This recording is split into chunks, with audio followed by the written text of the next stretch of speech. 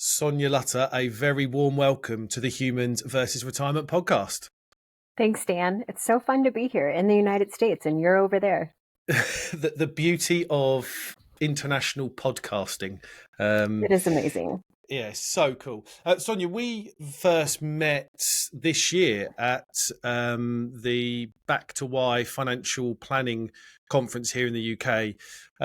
And not that I've been stalking you. I've been a follower for a while. You've done some amazing work in the space of financial well-being, psychology, and it was great to hear you talk on that. And I thought I've got to get you on this podcast because what you've got to say, I think, is going to add so much value to the listeners. So can't wait for this conversation. I hope so. But quick correction. That was last year already. Can you believe that? So where am I? It's where I keep getting the days no wrong. idea. This year, last year. Correct. It was last year. Absolutely. Yeah. It's January 20. Okay, perfect. Last year. So that shows you how busy this year's already been, right? So No kidding. Yeah. So I think just to set it up, the conversation up, Sonia, what I'd love for you to do is just give the listeners a brief background journey of how you've managed to find yourself in this really interesting space of well-being, psychology, and money. Yeah, it all happened by accident, which I think is not uncommon for folks. I was studying financial planning in college, and I was getting ready to graduate, and it occurred to me that I was going to be sitting in front of real people very shortly.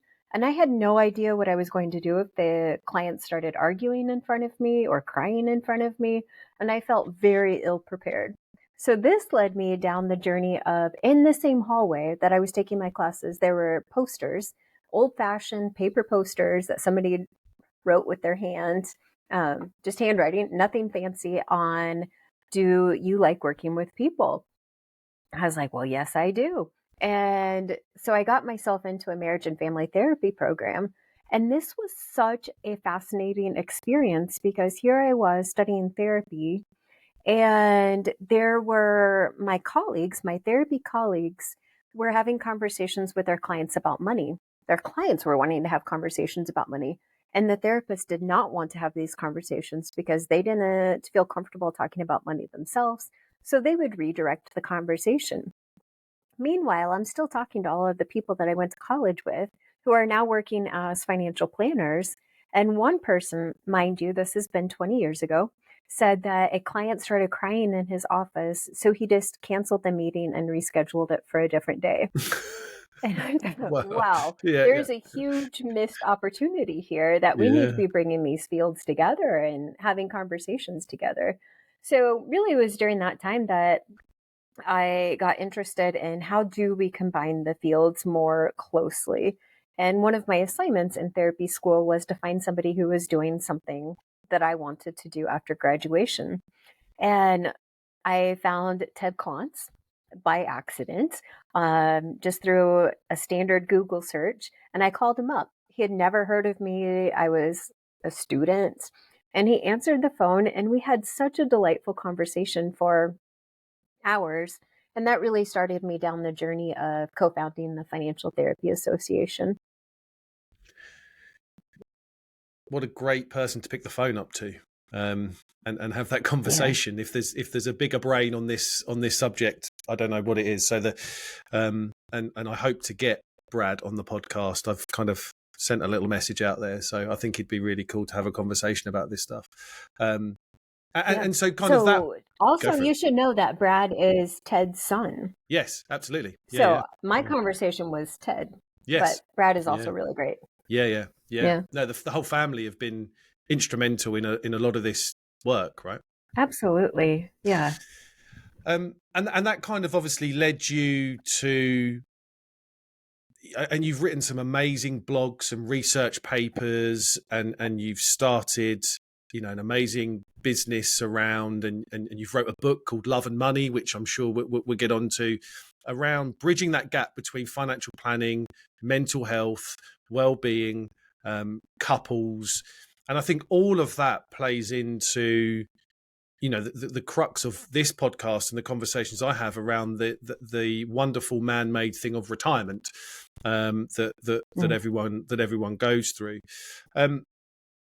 What I suppose on that, so and obviously you, as I said, you've written so much about this stuff.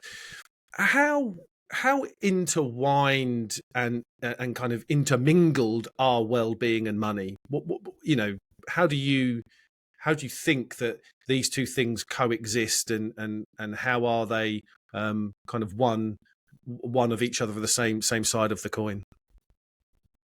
Yeah. I think we're still figuring that out in a lot of ways through the research. Quick comment on the Love and Money book. When I was writing that, I was doing a lot of research for it, and I mentioned it in an undergraduate class. And I told the students, I've got this book coming out. It's called A Guide to Love and Money. And they said, wait a second, you can tell me how to find love? No, not exactly. It's the combination of Yeah. having the conversations about money. But he was really excited there for a minute. Yeah. So they're Can I fall in definitely love with a very rich person? Is that what it says? Can I fall in love with a rich person? Is that? Maybe that'll be book 2. Yeah. Yeah.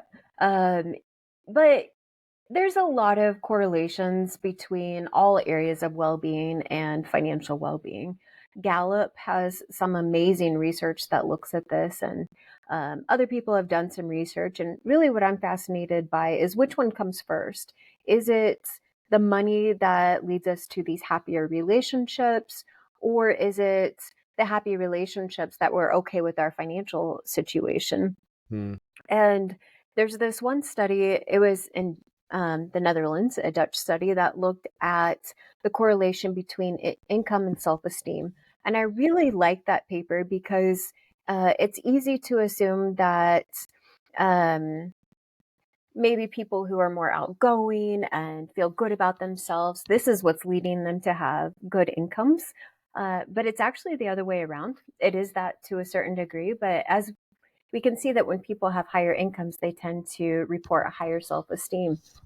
So maybe it is the financial elements that are predicting these other elements of well-being.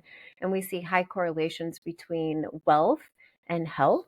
And I think that's a really important thing for people entering retirement as their health starts to decline. What does this do to their financial well-being? Not just the numbers, but how they feel about their financial situation. And really, you can't take one away from the other. And you look at the physical well-being of people's diet choices and their exercise habits and how this is influencing their financial well-being. Very high correlations there. So I think probably the most important thing for people to understand is you can't have good financial well-being if you're suffering in these other areas of your life. So if you're not taking care of yourself physically, if you're not taking care of your relationships, or you're not feeling good about how you're spending your time, the financial well-being is going to suffer, whether you realize it or not. Hmm. What's really interesting, just to back to a point of your really early journey around doing financial planning and then moving into therapy, and the fact that people training to be therapists shied away from talking about money. Is money one of the most, if not the most, emotive subjects in the sphere of kind of emotional subjects that we can that we can tackle? Do you think it scares people away, even people that are training to be therapists, a bit like, oh, the money thing? Hold on a second, I don't know where to go now. Yeah. I've heard Rob Gardner say this on a podcast. So if he's listening, follow up with the actual citation because I cannot find it. But he says that 51% of mental health issues are financially related in Wow. some way. So I think that's super fascinating. Some of the research that I have done has looked at who's going to therapy and who's going to financial professionals. And there's a huge overlap between people who are going to financial professionals. 30% of them also have some sort of relational issue they want to talk about. A third of the people that are going to therapy have some sort of financial issue that they're wanting to talk about. So we definitely see really high correlations between those issues. And I think it's because people don't really know where to start because it is part of necessity of life is having these conversations about money. We can't live without money or resources of some sort. And Mm, so when we get into this relationship with new people, we're forced to have conversations that we have been told to avoid having conversations about mm. as a child. We're Yeah. told, don't talk about how Talk much about. money you make. Yep. It's impolite. Yep. And all of a sudden, you're with this person and you're having to have these conversations. Mm, And I think that's probably one of the reasons why we see financial issues are the number one thing that couples argue about. And it is mm, very predictive of relationship satisfaction. mm. Um, so I think it's, yeah, people just don't really know where to go. No, I think I might have said this on one of the episodes before, but I had a couple. Um, it wasn't last year; it was the year before that. Let's get my years right. Not last year, the year before. And the the wife said, "I'd rather be talking to you about my sex life than our financial situation." It's kind of like, I, it's I just mad. absolutely believe that. Yeah. Yeah. I've also read this research, and I can't remember. I don't know who to attribute this to, but it was saying that people are more willing to tell people about the prescriptions that they're taking Mm, and also their sex life than to mention how much money they make or how much money they have in the mm. bank. Unbelievable. Isn't that wild? Yeah, I just find it, and real life stories. I see it all the time. Couples I work with, the Hmm. anxiety about having those conversations is. I mean, you can feel it in the air when they come into the meeting room, and so yeah, it's absolutely real. I'm gonna. You've done a lot of work and research with the Klontz family, I think, around money scripts. Um, tell me about those, because I find them fascinating, and what that means for particularly a retirees and a couple in retirement's financial behaviours. Yeah. So, at the most basic level, the money scripts are these categorizations or ways of describing people, their profiles of how they handle money. And these money scripts are things that tend to originate from our early memories about money. So there's something big that happened, usually in childhood, that has framed how we handle money today. So maybe if I grew up in a household to where I didn't have the name brand thing, I I feel weird about mentioning this, but I'll go with it because it's in the news everywhere. That Stanley cups, Hmm. the Hmm. mugs, Yep. the Yep. fancy. Yep.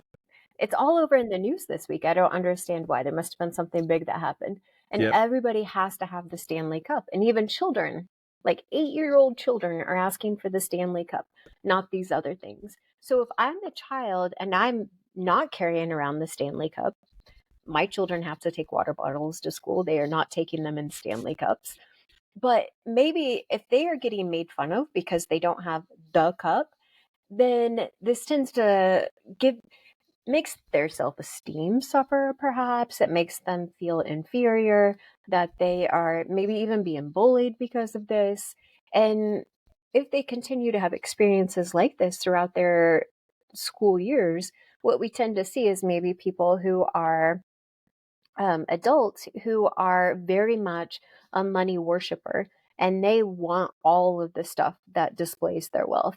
They want to have all of the Stanley Cups and all of the colors, and they want to have the name brand clothing, and they want to have the house that they can't afford. They want to have the brand new cars that they're trading in every 3 to 5 years. Mm, And it's like we don't even recognize that those, as we're adults, we tend not to recognize what those early experiences were that framed how we're handling money now.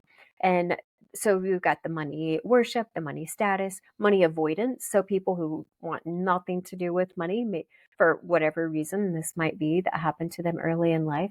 And then we have one of the scripts that's framed more positively of money vigilance, but yet that's also not great, right? If we are like hawks looking at our money, and the people who are checking their online bank account every few hours, that's not healthy either.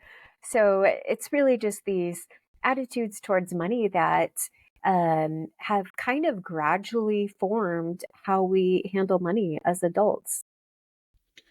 And how important do you think it is for someone that's entering into retirement to kind of go back that far? I mean, I think that there's obviously there might be some hesitation from people that are in their 50s and 60s to kind of go, well, actually, in order for me to feel like I'm free, financially independent, to go and now live life and spend money and kind of do all that stuff. I think there needs to be some humbleness about going, well, I need to look backwards to move forwards. But it's quite a challenge for people to want to go back there, I would imagine. Oh, yeah, absolutely. Like, you're entering into retirement. Nobody wants to talk about their childhood, right? Mm, yeah, Maybe yeah, they don't want to, maybe they can't remember it. Who knows yeah, what the case is? yeah, Uh, but unless we start looking at these patterns, what we tend to see is they either repeat themselves in the next generation, or even more frequently, you see that generation skip yeah. behaviors. So Mm, if I am let's just go with different types of words. If I'm an overspender, what we tend to see is in the next generation, the children tend to be underspenders, and absolutely. they're almost hoard the money because they saw the Mm, impact of the overspending.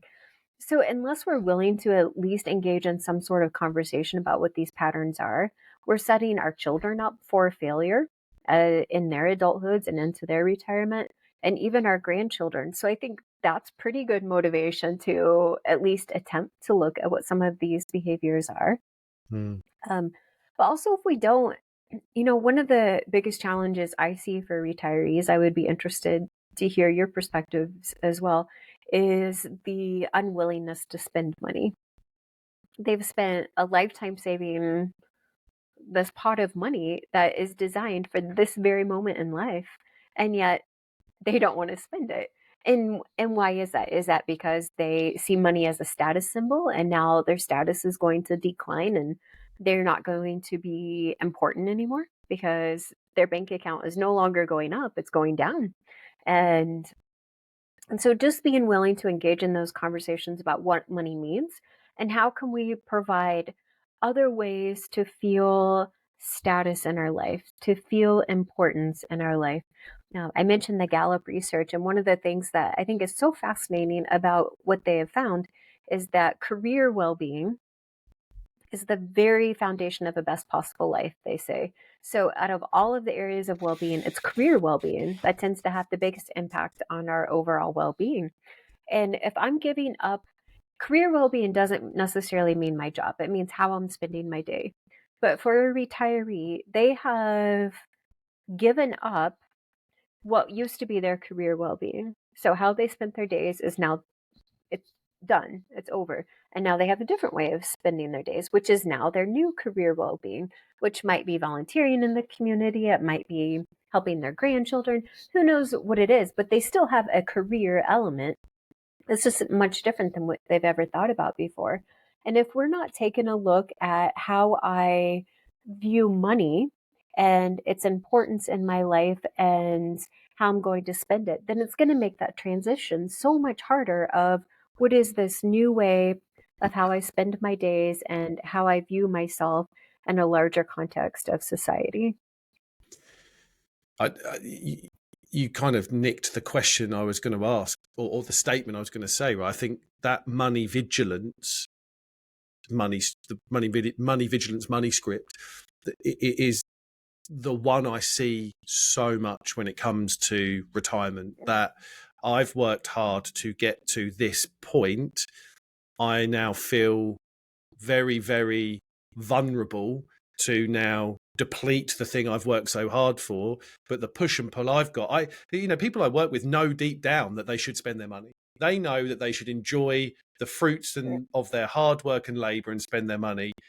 Yet it's just so difficult emotionally and psychologically for them to let go of the reins and do this. And I think it's a massive problem. There was a study over here a good few years ago that said about 70% of the starting net wealth of a client is remaining at the end of their life. People Mm. simply don't spend down their money anywhere near what they thought they would do. And a bit like I draw about and say that you're not leaving money on the table there. You're leaving memories and experiences and time with family.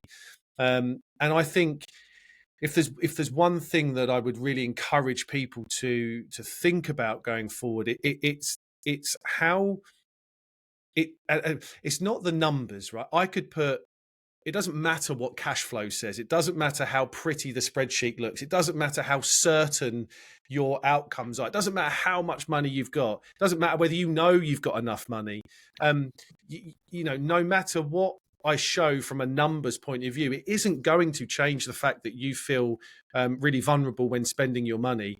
There needs to That's where these money scripts and kind of revisiting some earlier things and thinking about our parents and our grandparents, the influence that their behaviors have had on us. It needs to go there in order to do it. More numbers don't equal solutions to this problem. Absolutely. And again, I don't know that people have any idea what their money scripts are, just asking the average person. So taking the assessment and just learning a little bit about yourself.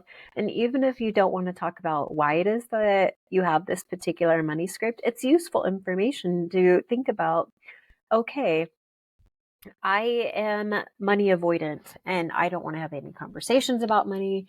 And how can we make that work as we go into that transition to retirement?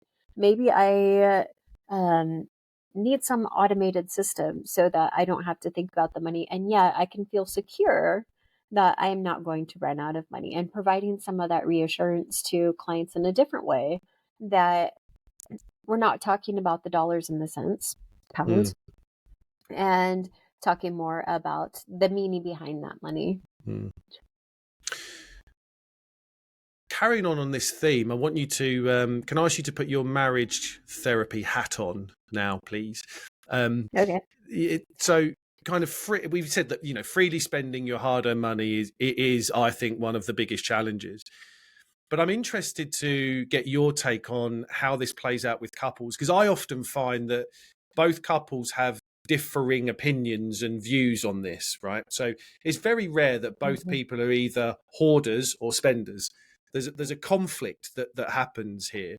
So I'm interested to get your views on how that works, and also, have you got any ideas, thoughts, tips, etc., on how couples can start to work together and engage on aligning kind of spending money and time? Yeah. I bet that you are an exception in your work with clients that you have asked them about their values. In by and large, most financial advisors are not talking about the core values about a person. And this is really where the conflict starts with couples, is that they're not on the same page about what's most important to them in their life. Sure, they've had an entire lifetime together, perhaps, of a good marriage, maybe even a great marriage. And yet they still haven't identified at their uttermost core what is most important to them. Not necessarily the things, but the ideas that are important.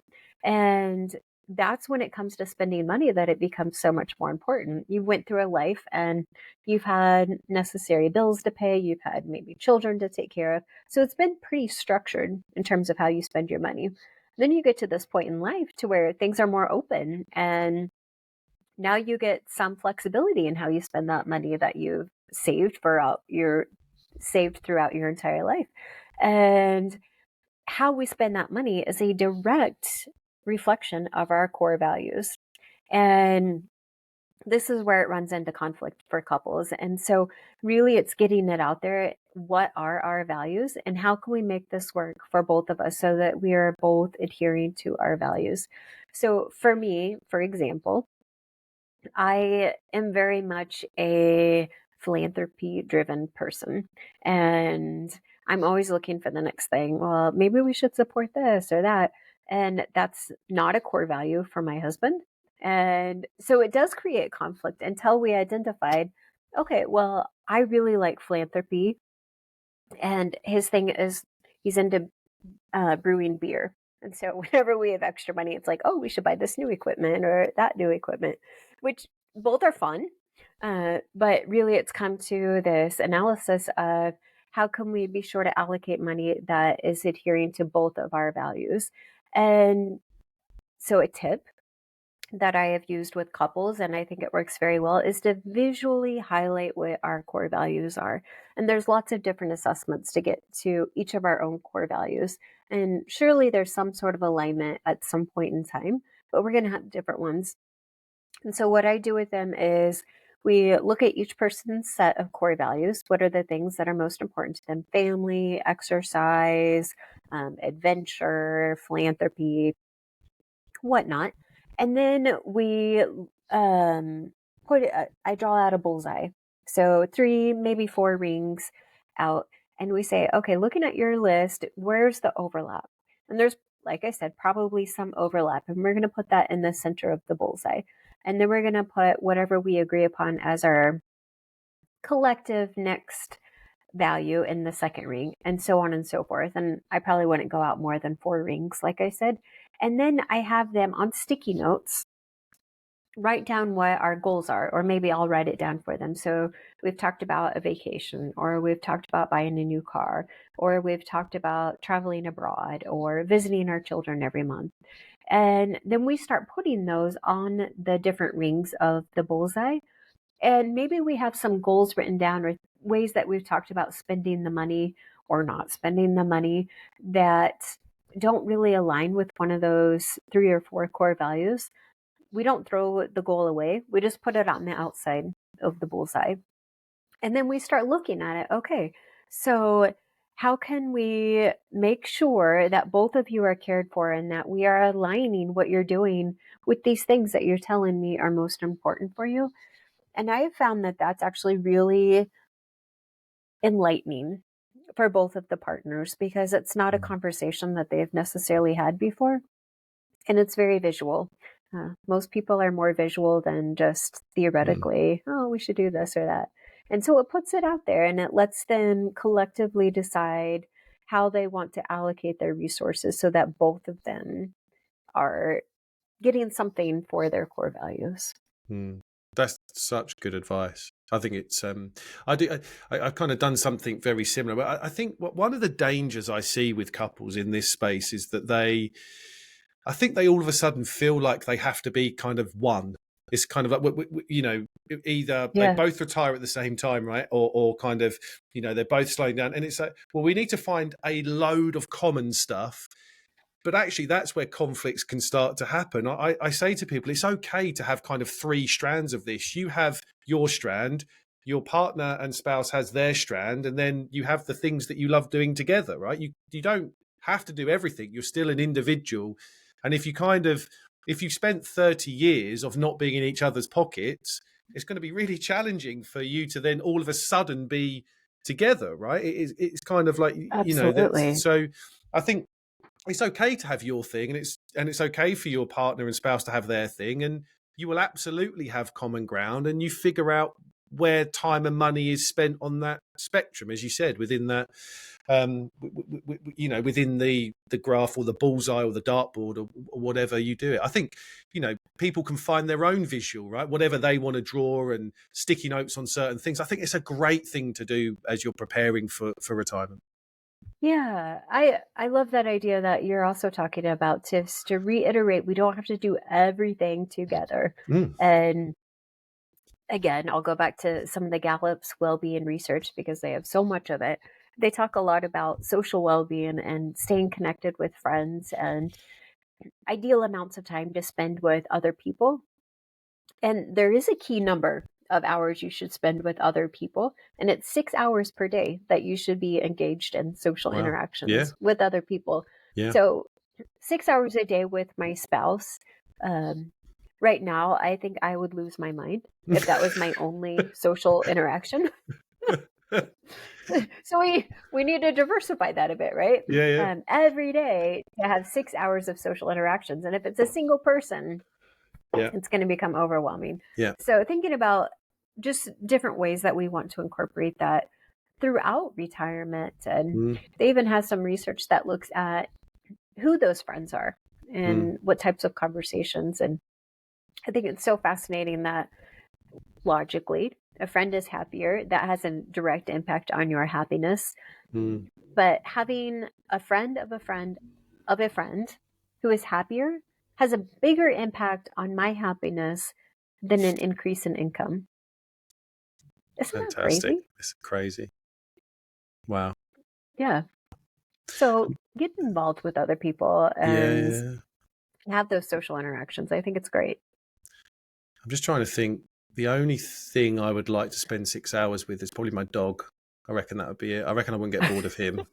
There's probably not many people I could get to 6 hours with, including my children. In fact, children at the top of the list, most of them. So I think that's fascinating, absolutely fascinating, and great, and great practical advice. Staying in the kind of realm of marriage, then how have you seen kind of marriage and relationships change during retirement? We've probably touched on it a little bit here, but kind of it's definitely a very changed or flexible and changing area of retirement for people, isn't it?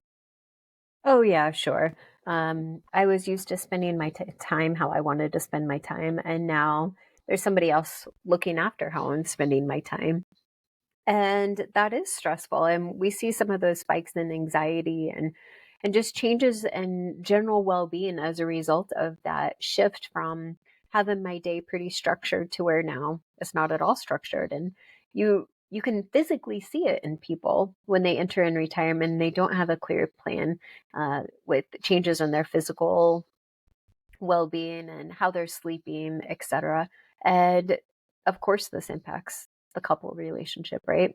We get on each other's nerves more often. Maybe we're just confused and lost, and maybe over engaged with our adult children who don't necessarily want us engaged in their life, but we don't know how to spend our time. So that's what we're doing. So it's certainly a tough time, just like beginning of marriage is a tough time for couples as well.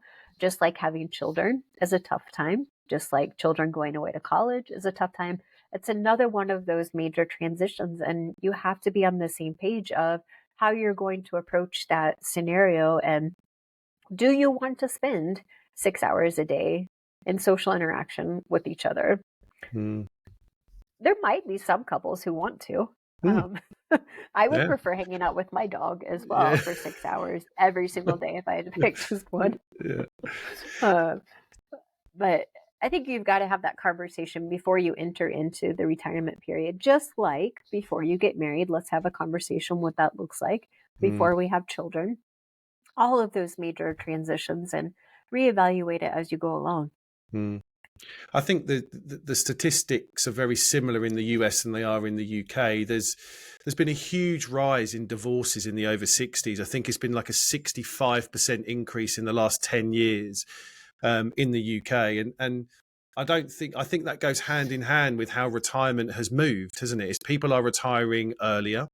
They Absolutely. are they're in retirement longer, but they still haven't actually planned much for how they're going to spend their time. So I think it's a really crucial part. If you love your husband or your wife and you want to spend time together, my tip is don't take it for granted that you're both thinking the same thing.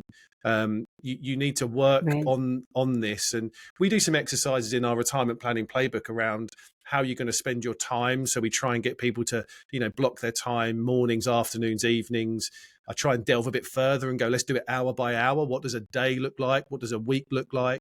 It can get quite challenging. People don't want to go that granular, but when you kind of get them in the flow of it, it's really important to understand this, because I think the vast majority of people entering into retirement as a couple want to have a happy, healthy, wealthy, long retirement with their partner, but it often doesn't end that way if they haven't put the right amount of time in planning it.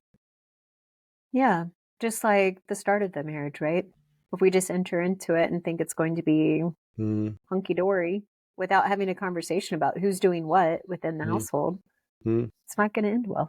mm. Absolutely. Um, what what do you, if we kind of just go into a bit more generalist kind of, I suppose, psychology of money now, what do you believe are some of the biggest mental health challenges that for people embarking on retirement? are? What should people be wary of and look out for or focus on when it comes to thinking about how to, protect their mental health? Yeah.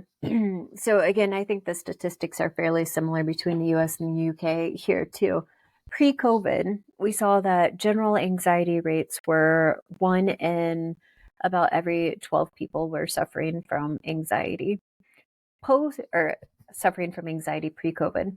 Now, this is recent data. It's approximately 1 in 4 people are struggling with Wow. anxiety.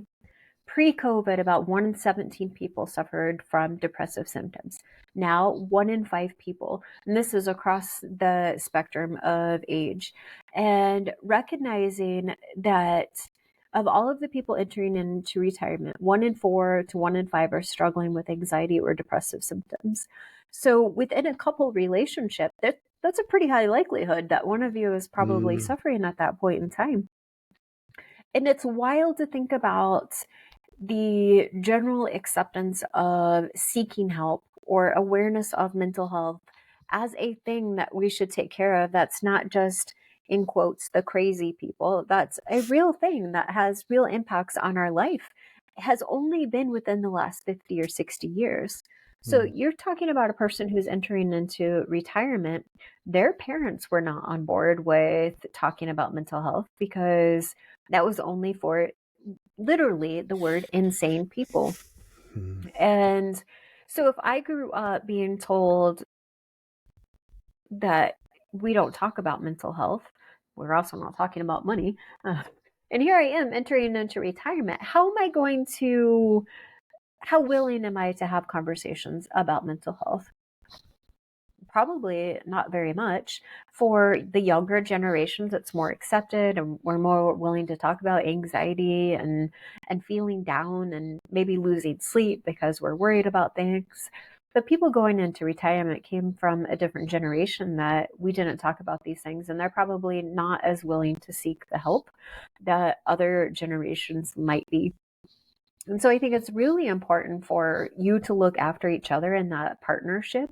If you're not going to go see someone, be that support person for them, or even having other people in your life that you can go to and have these conversations, even if it's not a licensed mental health professional. I'm not saying if you're struggling with symptoms of anxiety, run out and go see a therapist, but we need to at least be willing to engage in a conversation about what is it that's stressing us out and how can I maybe find different outlets to get some of my energy out and get these thoughts that are in my mind out in the open so that I can sleep better, so that I am eating healthier, that I am more patient and engaged with my partner. And so I would say for any of the retirees who are listening or financial advisors who are dealing with these issues in retirement, recognizing of those clients who are walking in, there's a pretty high likelihood that one of them is struggling with anxiety or depression.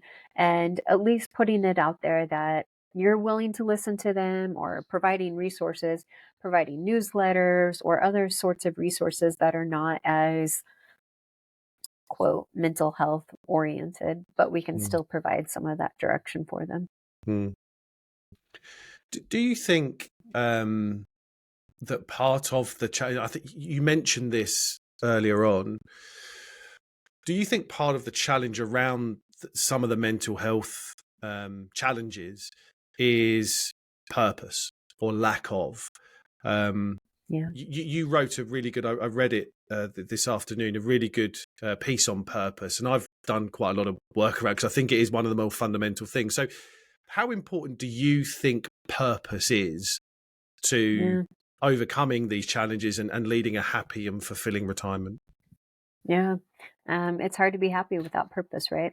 Like, what is it that we're doing here on earth? And if we can't figure that out, then that is vastly influencing our anxiety levels and how we interact on a day to day basis.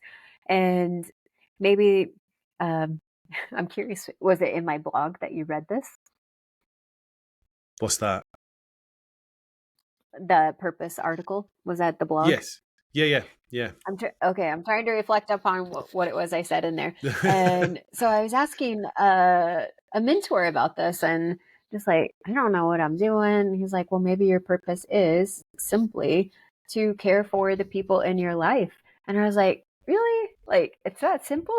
And I think that is it, right? Like, knowing that somebody else is relying on me for their life is a really huge purpose. Mm, And maybe that's the same for retirees, right? That they are relying on one another mm, um, for life, for substance. Maybe their adult children or their grandchildren are, and really just figuring out the little things that maybe you don't even recognize that you're doing that is so important for other people in the world, that they are relying on you for this mm, thing.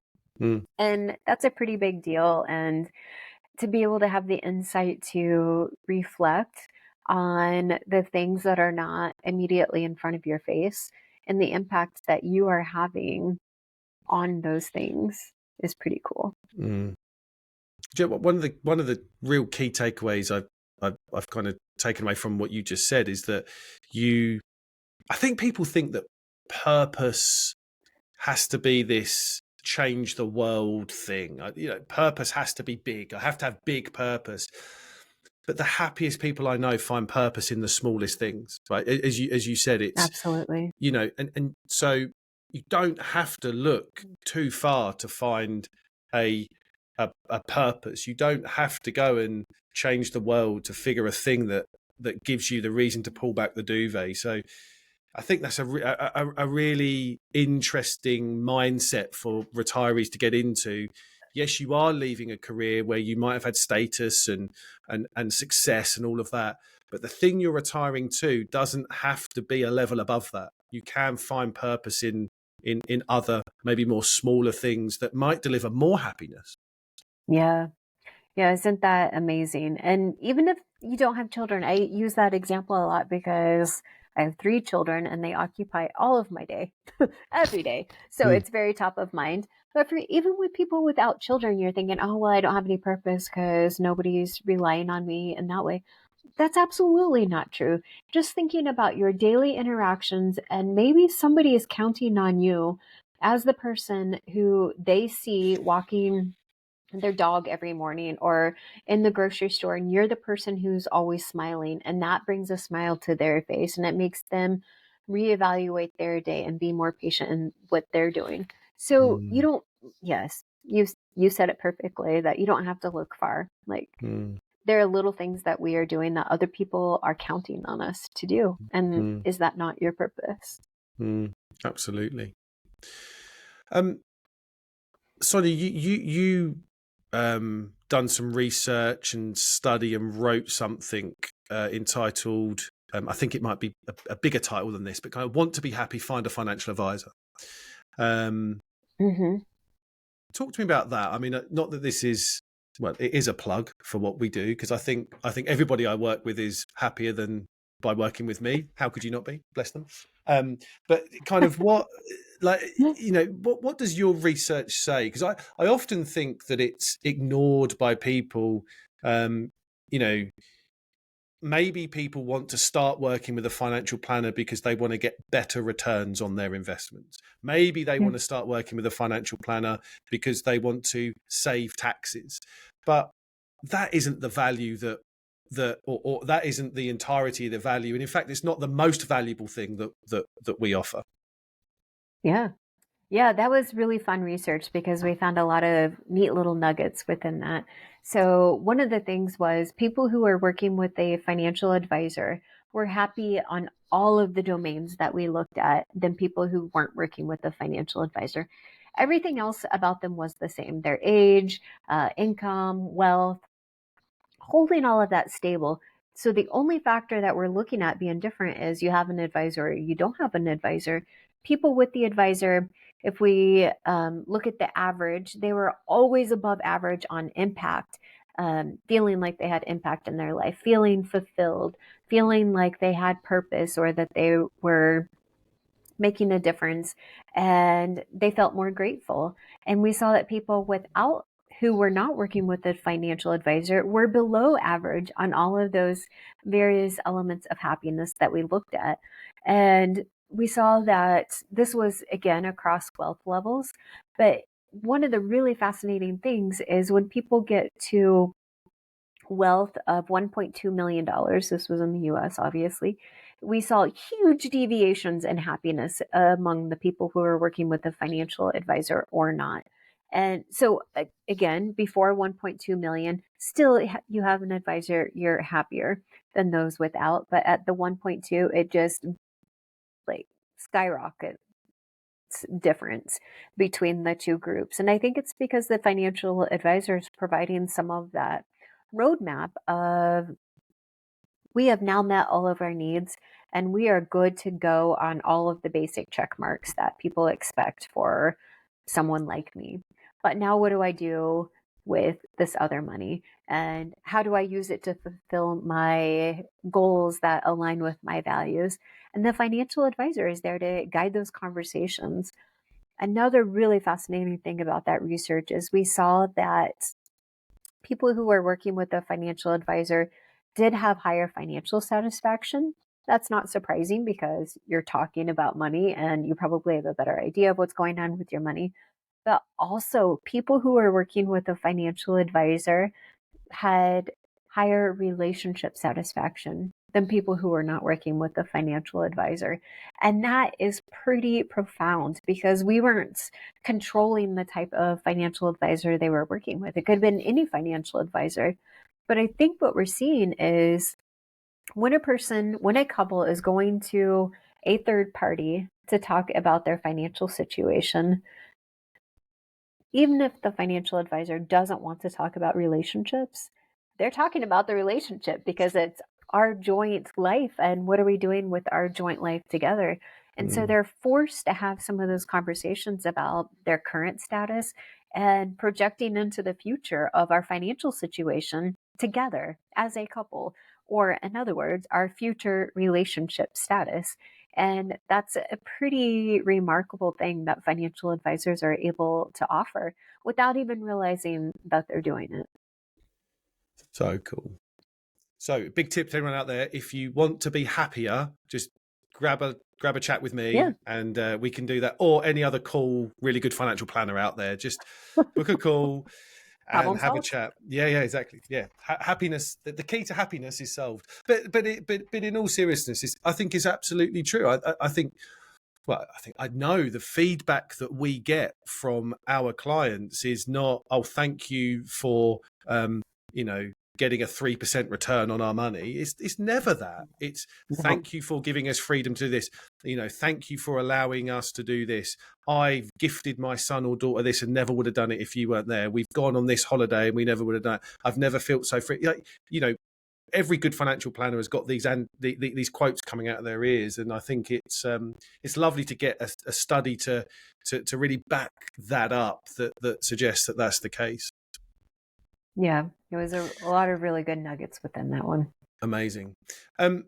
Sonia, as we kind of wind down, there's been such a brilliant conversation. Thank you so much. I would love for you to kind of just share where people can find you. Your website is great. You've got kind of online courses that people can you go into. There's one with couples. The book is one that I haven't read, but it's now in my Amazon basket, so it's next on the list. And so I'll put all the links to everything in there. But where can they see you, and where can they find out more? Yep, I've made it very easy for folks. You can go to LinkedIn, search my name, Sonya Lutter, or just sonyalutter.com, and it will take you to all of those places too. So I really encourage people to reach out, to look at the blogs and the writing that you do and the research papers and the books. I think it really does, I think, bring home and start to give people real understanding about some of what I think are the most fundamental and foundational things to a happy retirement that people often ignore because they start retirement with the money and not with the love, if that makes sense. I love it. I think love comes first. Love comes first before money. That's my opinion. Sonia, thank you so much for this conversation. It's been wonderful. Thank you. Thank you, Dan. And that just leaves me to thank everyone for listening to another episode of the Humans versus Retirement podcast. As always, it's been a massive pleasure to have you along today. Until next time, take care.